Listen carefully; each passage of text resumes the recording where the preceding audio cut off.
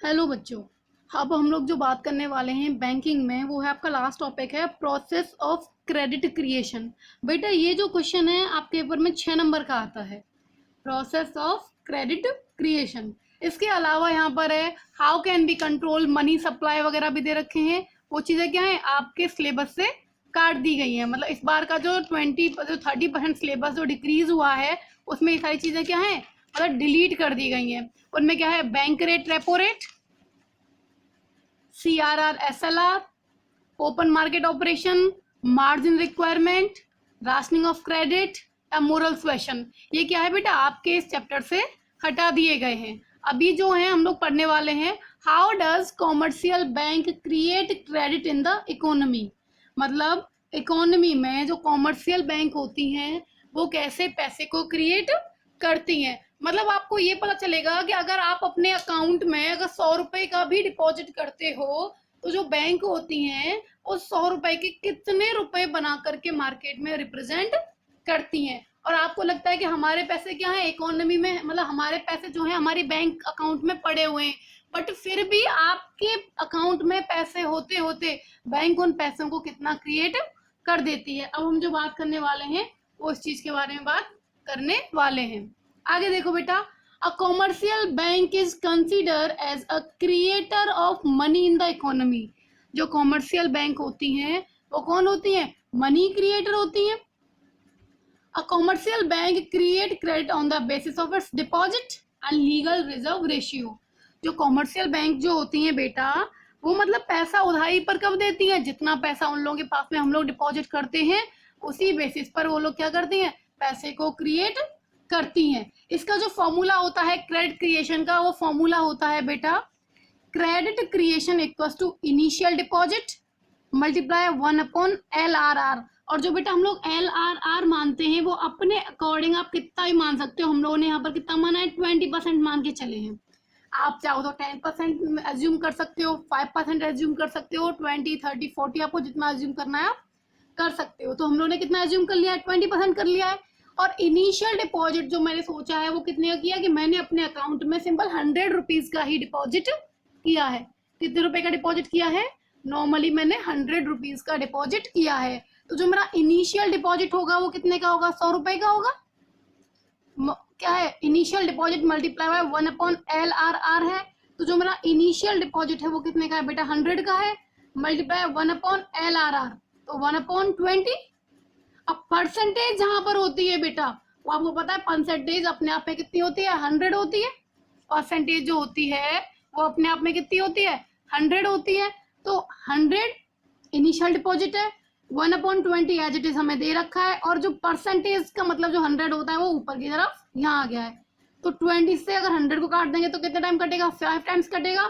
तो 100 इंटू 5 करेंगे तो कितना आ जाएगा, 500 आ जाएगा। मतलब आप ये मैंने जो ओवरऑल बताया है आपको कि 100 रुपीज का जो बैंक होती है वो मतलब इजीली क्या करती है, 500 रुपीज बना देती है। अब इसको समझे कैसे करती है ये।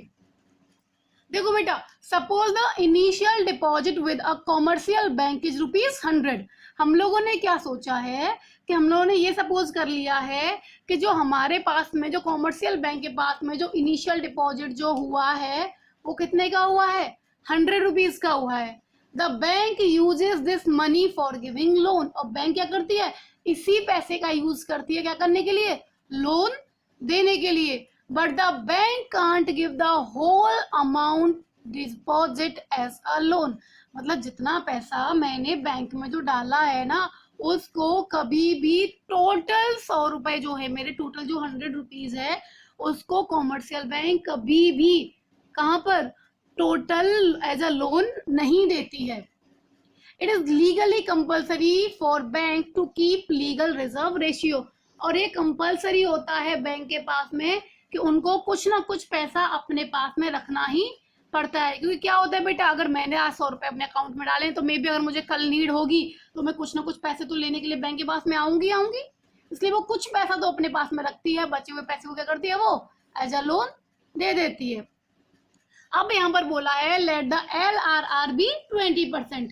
जो हम लोगों ने यहाँ पे LRR माना है ना, वो कितना मान लिया हम लोगों ने, 20% मान लिया है। कितना माना है, 20% from the total deposit of 100 rupees.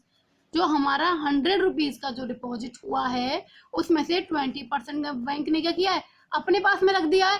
And lend the remaining amount of ₹80 as a loan. और जो लोन में क्या कर दिया है, 100 रुपीज था हमारा उसमें टोटल, 20% क्या किया हमने अपने पास में रख लिया, बचे हुए 80 रुपीज को क्या कर दिया हमने एज अ लोन प्रोवाइड करा दिया। मतलब लोन जो है वो हमने किसी और को दे दिया है। The loan amount did not give in cash to the borrower. Instead, this loan amount will be deposited in the borrower's account, a checkable deposit.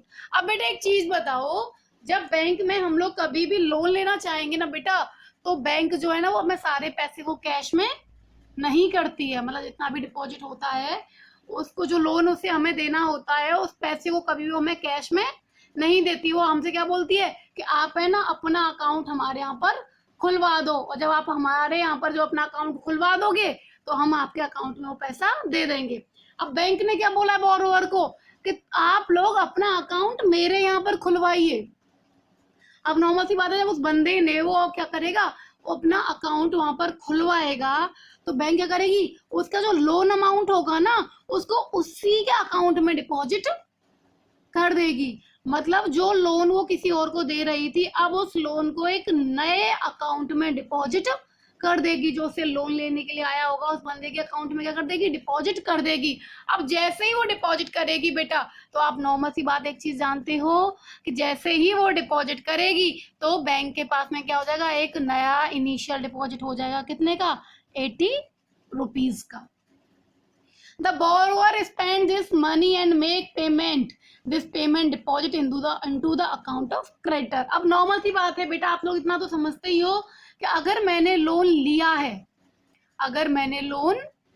है तो नॉर्मल सी बात है बेटा, वो लोन मैंने पता है किसी ना किसी का पेमेंट करने के लिए लिया होगा।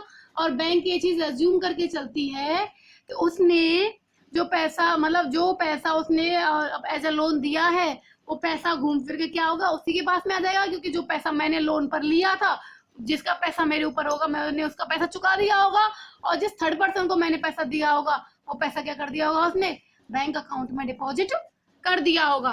तो वो पैसा क्या है, वापस हमारे पास में आ जाएगा। There is again new deposit of ₹80 into the bank. मतलब एक नया दोबारा से कितने का हो गया, 80 रुपीज का न्यू इनिशियल डिपॉजिट हुआ है। And then again bank keep ₹60। अब 80 का 20% फिर से रख लेगी अपने पास में, बचे हुए 64 को क्या कर देगी, वो दोबारा से लोन पर दे देगी। दोबारा से देखो बेटा एक चीज, टोटल डिपॉजिट हुआ है 80 रुपीज का, 20% उसने अपने पास रखा हुआ है, 80% क्या कर दिया उसने एज अ लोन दे दिया है। अब दोबारा क्या हुआ है कि 80 रुपीज को इसमें को जो लोन दिया था वही 80 रुपीज क्या हो गया, उसके यहाँ पर दोबारा से इनिशियल डिपॉजिट हो गए। 20% को क्या कर दिया, फिर से रखा है। 80 का 20% निकालोगे तो आप 16 रुपीज निकलेगा, और लोन जो है कितने का, 64 रुपीज का। वो क्या कर दिया उसने, दोबारा से वहां क्रेडिटर के लिए पास लोन पर दे दिया है। अब जो 64 रुपीज है वो क्या होंगे, दोबारा से आए होंगे। This way the deposit go on increasing round. इसी तरीके से क्या होते हैं, ये बार बार को मतलब 64 यहाँ आ गया, फिर इसका 20% यहाँ रख लेगी, देन जो बचेगा 80% वो उसको कर देगी, लोन पर दे देगी, फिर लोन अमाउंट दोबारा से यहीं आ जाएगा, फिर 20% रख लेगी, फिर रिमेनिंग अमाउंट को लोन पर दे देगी। ऐसे ही ये साइकिल क्या होती रहती है, मतलब राउंड पर राउंड चलते रहते हैं। This way the deposit go on increasing round after round, but each time 80% of the last round deposit. मतलब हर बार क्या होगा, लास्ट राउंड का 80% क्या हो जाएगा बेटा, यहाँ पर डिपॉजिट हो जाएगा। The deposit creation comes to end when total cash reserve become equal to the end of the initial deposit. ये राउंड पता है कब तक चलेंगे, जब तक के ये जो 100 रुपीज हमने यहाँ पे टोटल डिपॉजिट किया था ना, इनिशियल डिपॉजिट जो था वो हमारा यहाँ पर इनिशियल टोटल हो नहीं जाता। मतलब LRR हम रखते रखते दोबारा से हमारे 100 नहीं हो जाता। ये चीज तब तक रिपीट होती ही रहेगी। क्या तक बेटा क्लियर हुआ होगा आपको। अब क्या होता है, इसको टोटल करने पर कितना हो गया 100, इसको लोन को आप टोटल करोगे तो कितना हो जाएगा 400 हो जाएगा। 400 और 100 को प्लस करोगे तो कितना आएगा बच्चे आपका 500 आ जाएगा। तो नॉर्मल सी बात बेटा ये है कि जो कॉमर्शियल बैंक होती हैं वो हमारे 100 रुपीज को इजिली 500 रुपीज में कन्वर्ट कर देती हैं, और इससे जो इंटरेस्ट आती है वो क्या रहती है, उनकी इनकम होती है। यहाँ तक बेटा क्लियर हो गया। आगे की जो आपको कंट्रोल ऑफ मनी सप्लाई दे रखा है बेटा, वो आपके चैप्टर से क्या कर दिए गए, डिलीट कर दिए गए हैं। जो कोविड-19 की वजह से आपका 30% सिलेबस डिलीट हुआ है, उसमें जो आपके कंट्रोल ऑफ मनी सप्लाई जो दे रखे इंस्ट्रूमेंट, वो भी डिलीट कर दिए गए हैं। अब आगे हम लोग नेक्स्ट चैप्टर पढ़ेंगे, तब तक के लिए आप इसको अच्छे से पढ़ें, ध्यान रखें, खुश रहो।